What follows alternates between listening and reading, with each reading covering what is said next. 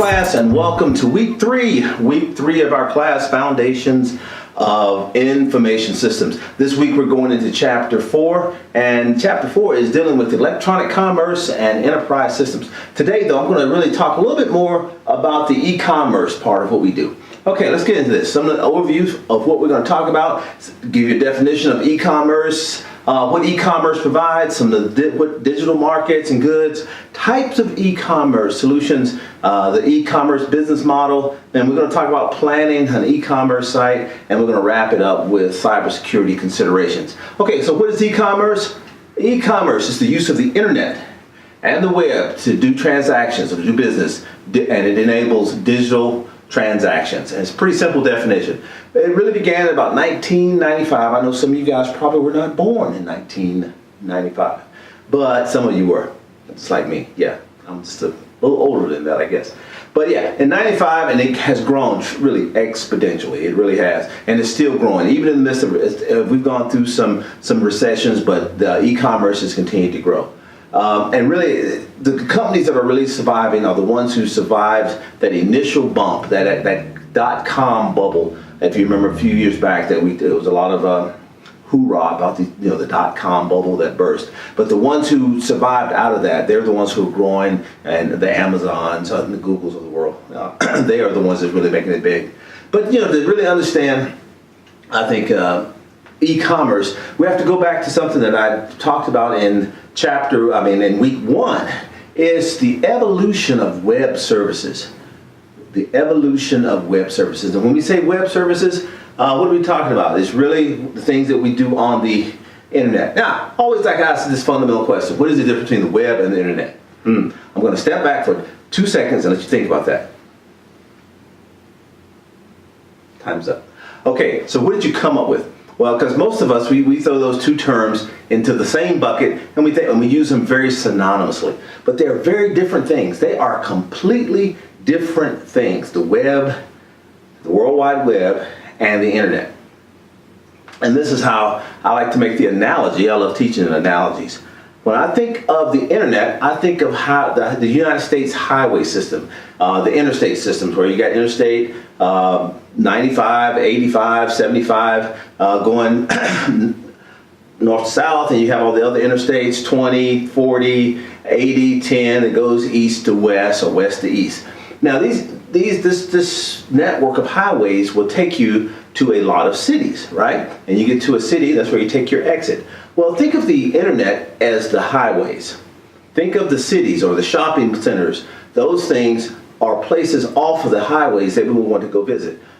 That was what the web is. The web is the services. The internet is the highways to get you there. And that off-ramp, when you're on the interstate, you want to take exit 42 to get you to Patrick Henry Mall. Well, that is your internet service provider, and from an analogy perspective, because it takes you off of the internet and takes you to a web service, or it can take you from your home and get you onto the internet. That is what your internet service provider. So if you have, let's say, Cox Cable or Verizon or any of the large ISPs, internet service providers, they are not the internet. They are the route, the path to get you onto the internet. The internet itself is a series of servers and routers and switches and large fiber optic copper backbone that takes you all over the place. The ISP is just what gets your data, gets you linked onto that. Okay, so now that we know what web services are, and it's not just the internet, and let's look at the different generations of web services. Okay, so we start with Web O. That is the inception of the web. And web, the word actually came from Worldwide Electronic Bulletin Boards. The EB, electronic bulletin boards, because when they first started, it was just a place. They were mostly text screens that you could get to get readable, text readable information. So in 1989, like I said, that's really is kind of the date of the inception of what we call the web. Now, web, and that would be our first generation, Web 0. Now, Web 1.0, that's around 1995 up to 2005, 6 time frame.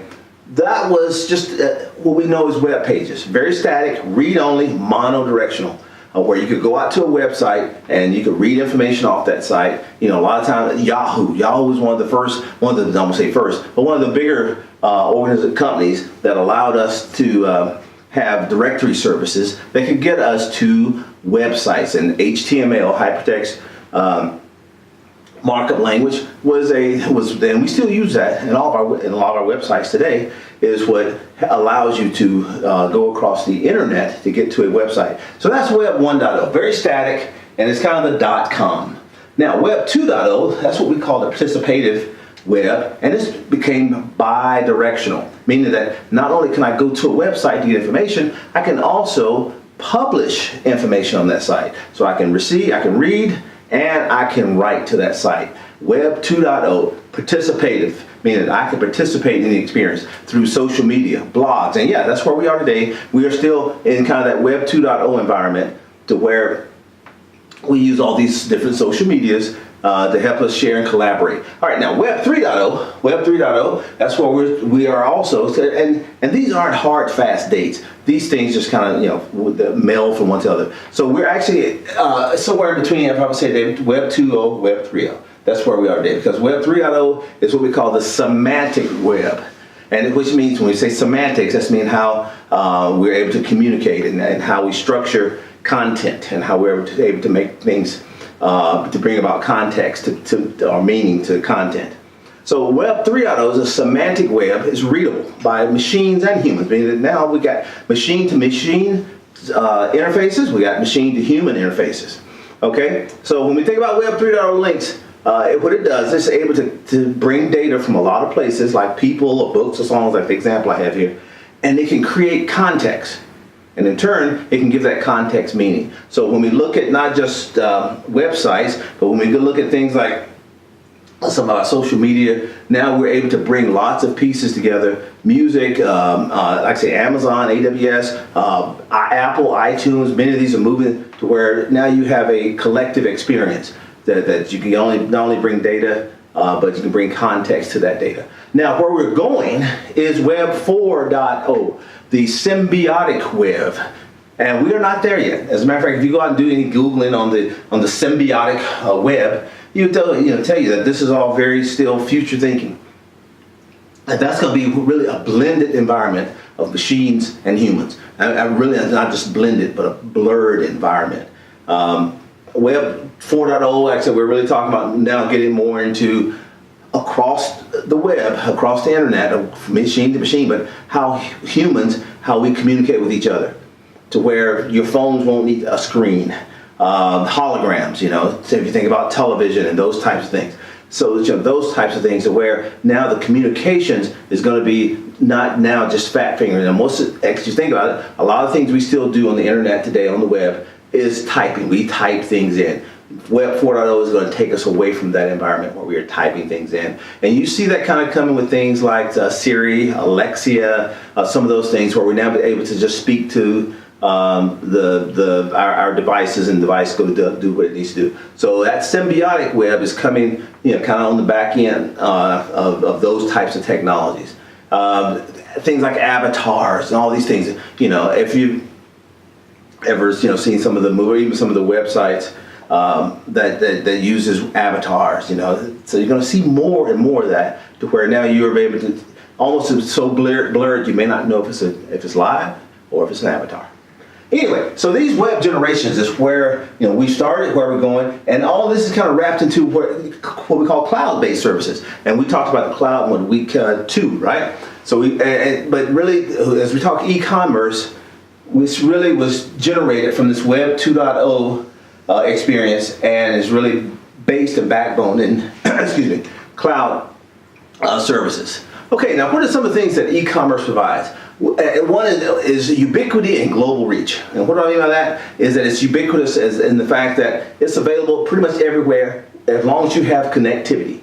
You can be work, home, somewhere else. It doesn't matter. Anywhere on the planet. That now you have global reach. So on my website just a couple days ago, I got a hit from someone in Japan who's looking at one of my piano lessons. And I'm thinking, wow, this is so awesome. In my life and time, that I'm able to sit here in Dallas, Texas, and communicate with someone in Japan who liked a video that we did. So it's very ubiquitous. And from what is the effects of that? Like I say, so now the marketplace is removed from being a temporal or geographically bound to becoming what we call a market space from a marketplace. So now you can serve goods and services, sell goods and services, globally, global reach. Enhanced customer convenience, because now as a customer, I'm not bound by geography. I'm not bound by time. I don't, what time your store opens, closes is immaterial. So yes, it does, and it brings about a much wider and much greater multicultural experience. Another thing is universal standards. What do I mean by that? Well, because with the internet now, if you think about it, some of the things we talked about in week 2 on protocols at those different OSI layers in the OSI model, well, those are universal standards that anywhere now I connect to the internet, those standards exist, and we don't even have to think about that anymore, really. Doesn't matter kind of what computer you have, those standards are pretty much the same, because once I get to the internet, then it doesn't matter. Everything else, it all looks the same behind the internet. So we've got universal standards. What are the effects of that? Like I say, it makes disparate computers easy to communicate. Because some of you probably watching this on a Mac, some of you probably watching it on a Windows machine, you may have a Google Chromebook. Doesn't matter, because the standards are there. Also, it lowers the market entry costs. So now as a merchant, it lowers my cost to be able to bring goods and services onto the internet, because I don't have to worry about standardization and all of those types of things. It also lowers our customer search costs, because now it makes it easier for me to find products and services because the standards are very similar. Another thing that it provides is we call richness and interactivity, because now we can have a very rich experience as we interface with the internet and the goods and services. We can blend video, we can blend audio, we can blend chat, all these things together into a ubiquitous operating experience that's very rich, very full, very interactive. So to the point now that you can go out to a site and you can see videos, you can change the color of things to make it try to match your home. So like a car, whatever you want to buy. Well, how does this look in blue? I can interact with that website now and change the color to blue right there on the site, so I see it. So that richness and that interactivity is a big part. Another big part also is what we call information density. What is information density? Because now we have such a large amount of information, so the total amount and quality of information available to all the marketplace participants. How many of you, when you're on Amazon, that you look at the little stars, the ratings, and you read what other people have to say? That really influences the buying and selling of things quite a bit, because now we have inputs from other people that's not just trying to sell us something. It's not marketing. So what does it provide? Much greater, what we call price transparency, and much greater cost transparency.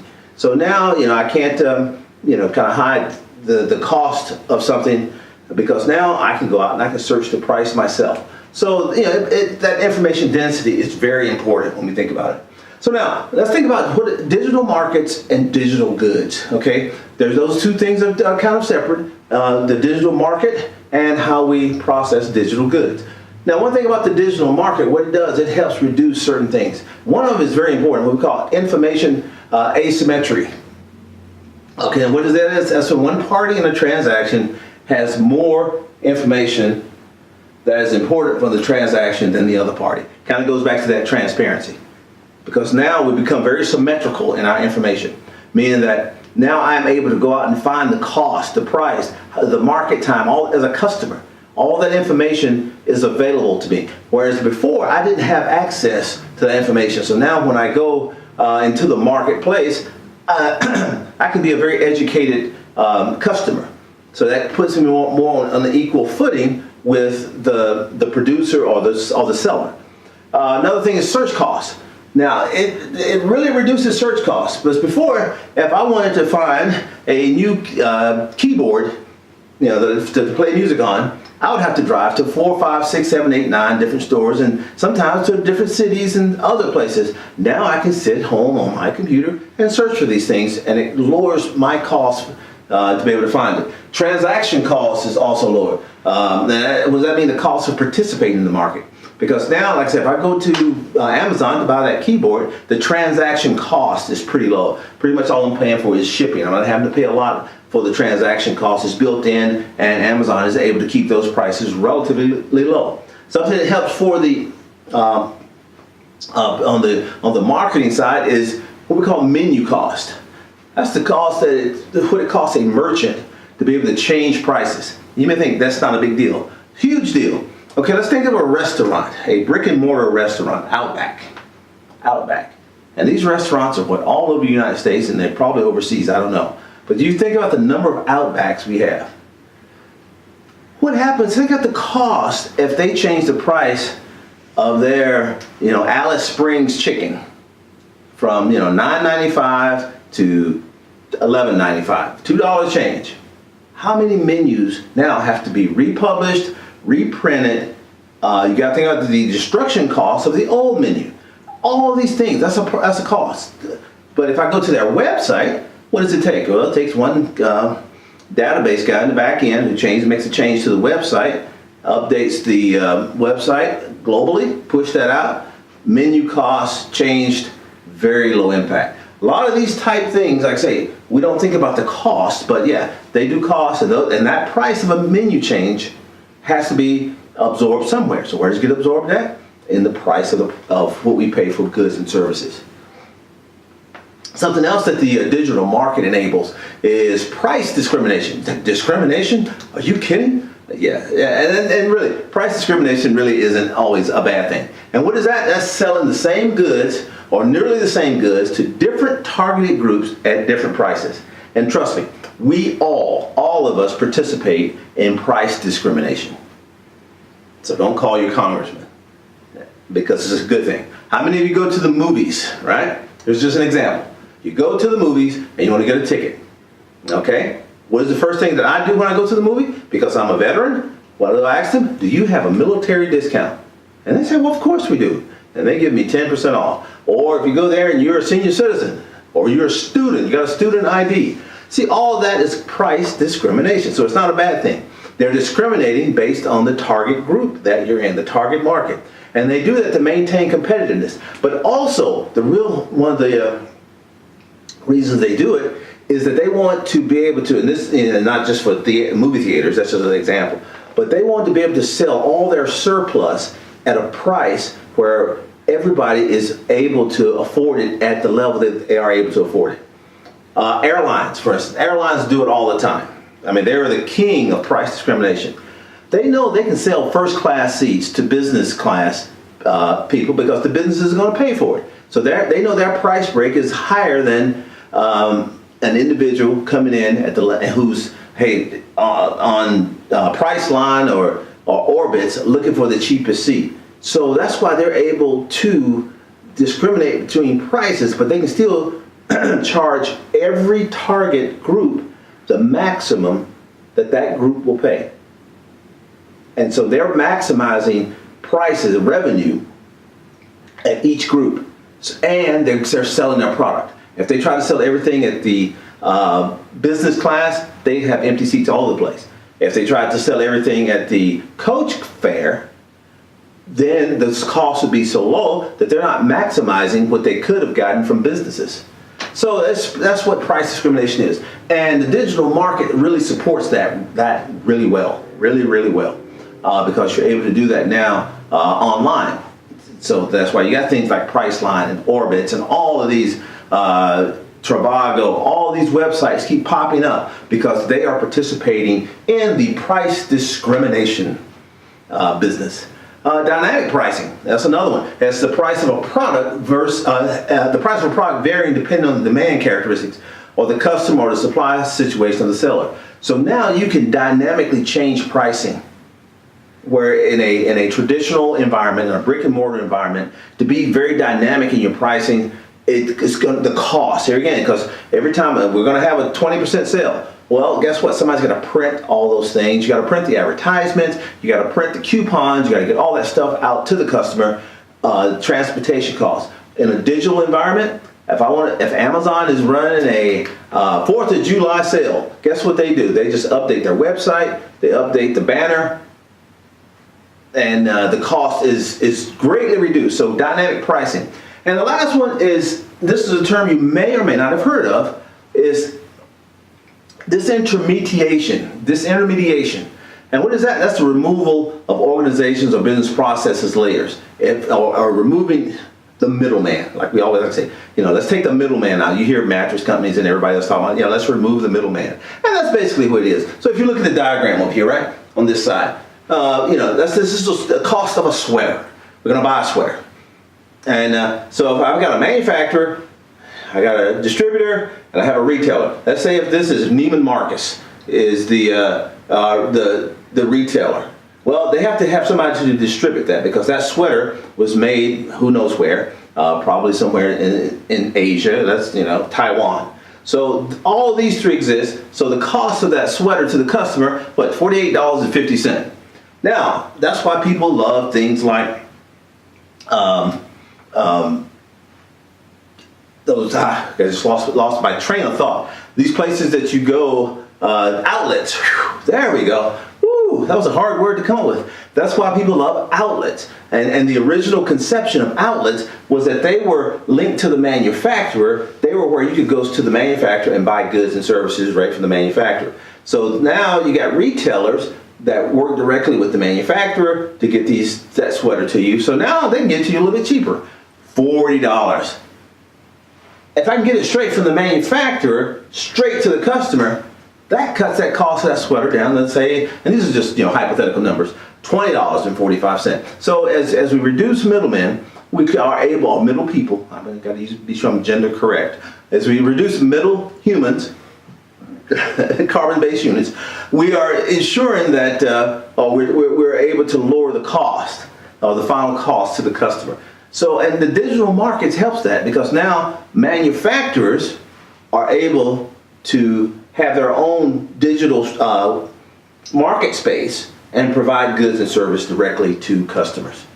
Now, we talked about the digital market. Let's look at digital goods. When we think about digital goods, these are goods that can be delivered over a digital network. Probably, right off the top of your head, you think, well, yeah, music, CDs, video, software, all these things, Netflix, iTunes, Amazon Prime, all of these things are services, goods and services that can be delivered right across the internet. Now, and the great thing about this from a business perspective, one of the things that it does, the cost of publishing the first unit is almost the entire cost of the product.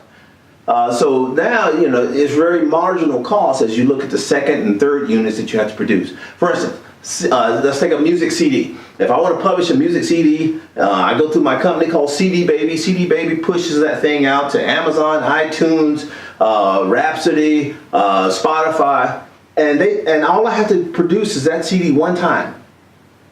And now they can continually push it out, and sell it across the globe to everyone. Whereas in a traditional environment, if I wanted to sell that album or that 8-track, did I just date myself again when I said 8-track? I did, didn't I? Or cassette or CD, all right? Then if I wanted to sell more, I've got to go back and make more physical copies. So the cost of reproduction goes up. So that when we think digital goods, that's kind of what we're talking about there. And many industries have really revolutionized it. And I'll tell you one industry who really have is iTunes. Man, I tell you, when Apple came out with their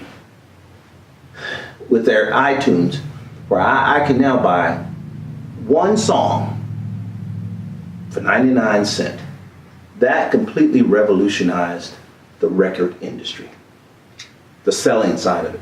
See, because before, back in the day, I like using that term, back in the day, you had to buy, the whole CD, the whole album. And that album may have 8 songs on it, and you only wanted that one song because that's the one song you liked, and you didn't never heard of any of these other songs on the CD or on the album. Now, and that CD is going to cost me, $12.95. And I'm thinking, do I want to pay $12.95 for this CD? Ugh. And the only song I really like is this one. Ugh. And that's the dilemma that we used to go through when buying music. Oh man, So that's why when iTunes said, you know what, you can have that one song for 99 cents.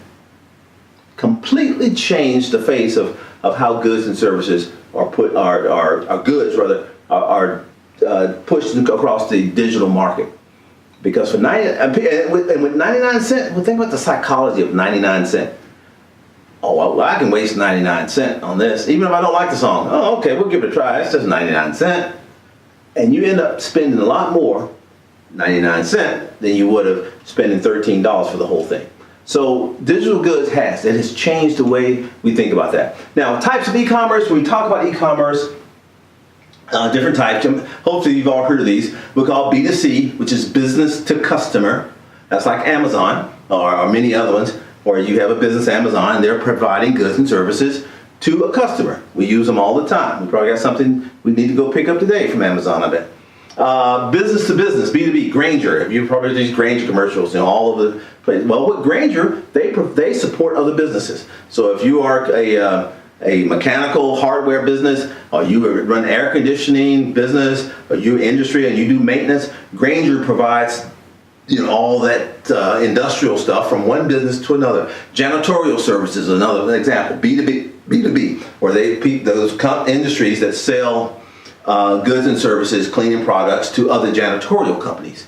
C2C, consumer to consumer. Craigslist, good example of consumer to consumer, where now I'm a consumer. I want to sell my old keyboard because I want to buy a new one. I just put it up on Craigslist, and another person over there buys it. There's really no business, no business involved. Craigslist just kind of brokers the whole thing or host it. They don't really broker it. They just host it.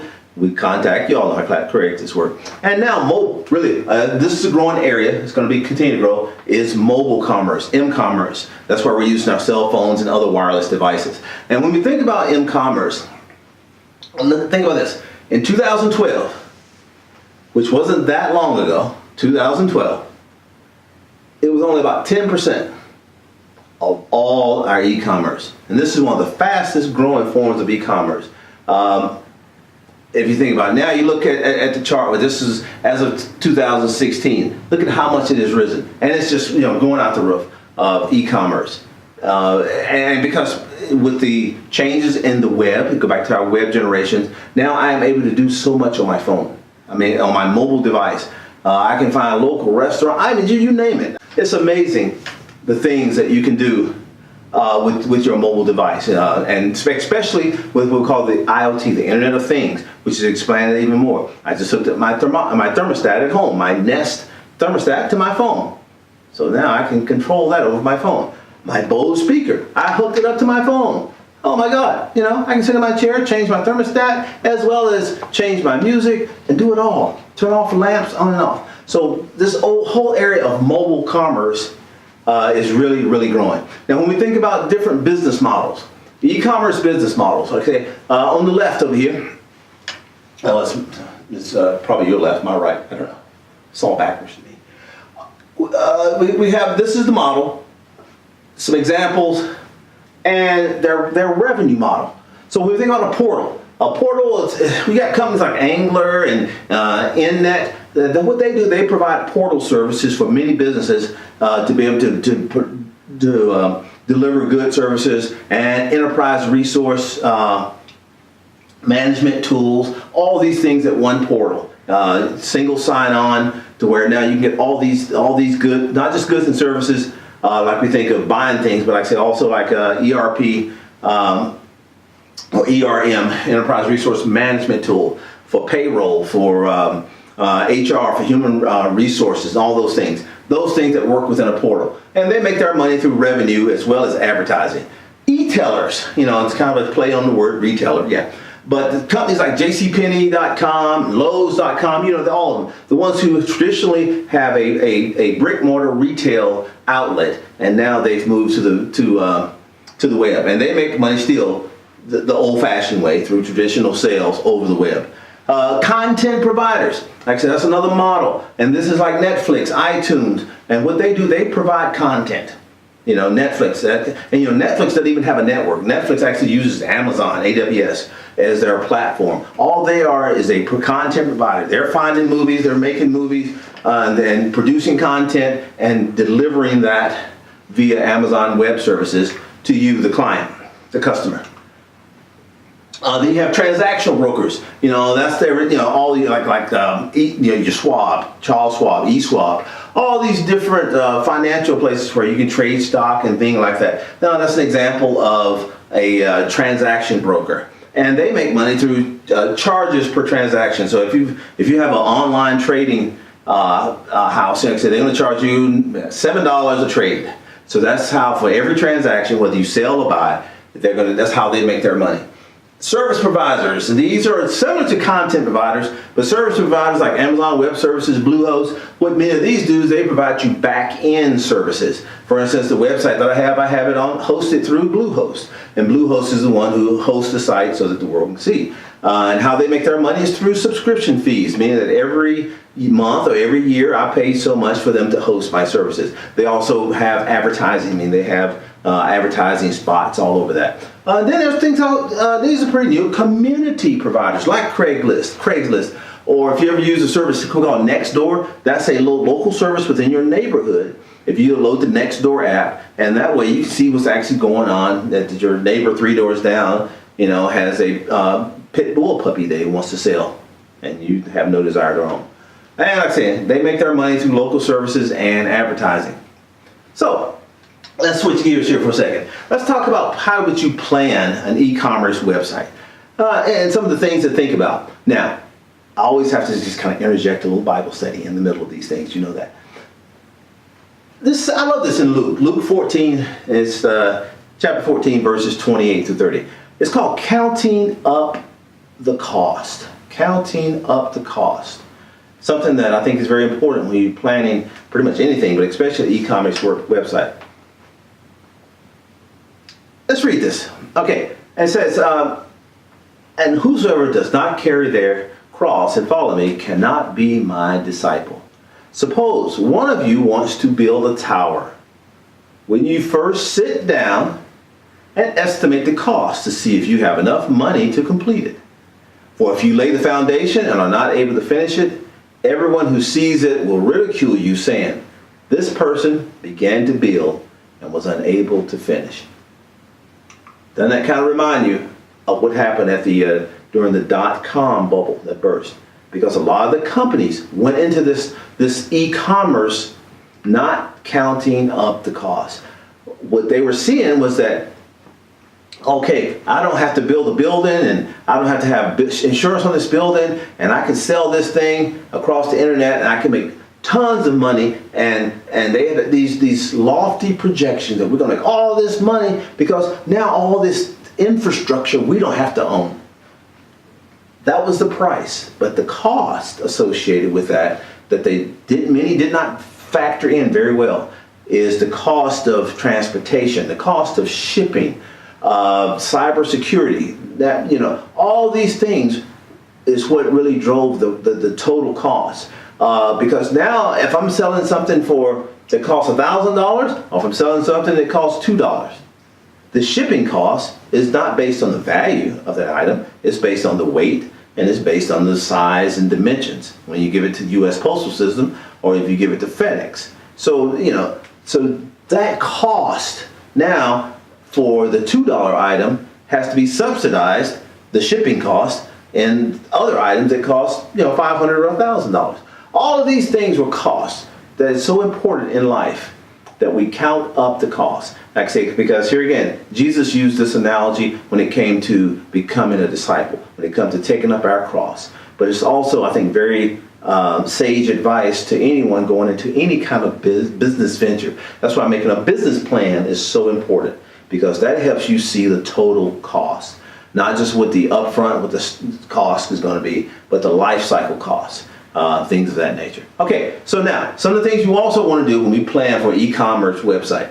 You want to get together a team of people, because most of the time one person is not smart enough in all of these areas. But you need to have somebody who understands how to make decisions on whether it's on technology, how your website is going to be designed, different type of social and information policies, because there's so many problems, especially when it comes to privacy, HIPAA. Let's say if you're in the medical arena, you want to start doing medical e-commerce. Well, now you got HIPAA laws, you got privacy laws. There are so many things that goes on in this arena. What type of hardware, software? Do I insource? Do I outsource? How do I do all these things?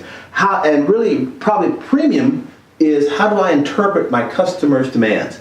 What does that mean? Because many times your customer will tell you exactly what you need to do if you know how to listen, and you know how to interpret that, and you know how to understand what the customer is asking for, not what you think they're asking for or what you're trying to provide them. So that's kind of the first steps, is to assemble a good team. Then we need to look at our business objectives.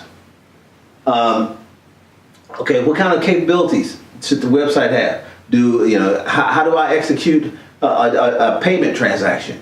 Because the business objectives is what's going to drive that. And that business objective should be based on what your customer requirements are, as well as system functionality. How do I make my website operate together seamlessly? Whether I'm using shopping carts, it's going to link to PayPal or some other type of payment system. And then actually information requirements we need to look at. What type of data am I processing? What type of processes do I need? What type of security do I need on the data that's there? How am I managing the back-end databases? How am I keeping my customers' data secure and keeping their information safe? So there are some alternatives when we think about how to build a site. You can do it completely in-house, meaning I'm going to do it all myself with my own internal resources. I can do it a hybrid, where I can have some internal and some external, or I can completely outsource it altogether. And there's pros and cons really for all three. And if you look at this little diagram, I'm not going to go through it intensely, but it kind of gives you a metrics on some of the things to look at if you want to build it in-house, mixed, hybrid, or you want to outsource it. And then it's the budget. And this pie chart, this little exploded pie chart over here, it kind of gives you a layout of just a rough estimate of where your costs are going to reside when it comes to developing a site.